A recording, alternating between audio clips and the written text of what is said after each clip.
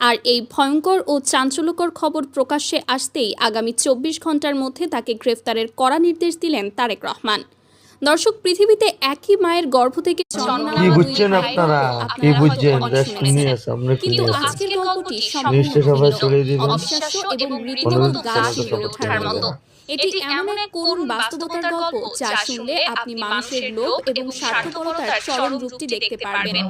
একই মায়ের দুই সন্তান, একজন নিজের বুক পেতে দিয়ে সম্পূর্ণ নিঃস্বার্থভাবে দেশের জন্য নিজের অমূল্য জীবনকে বিলিয়ে দিয়েছেন।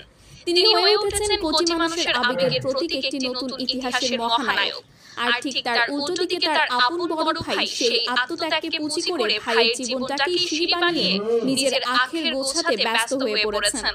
দর্শক, আমরা কথা বলছি শহীদ ওসমান হাদী এবং তার বড় ভাই ওমর শরীফ হাদীর বিষয়ে। ছোট ভাই ওসমান হাদী যখন দেশের জন্য নিজের জীবন উৎসর্গ করে চিরবিদায় নিলেন, তখন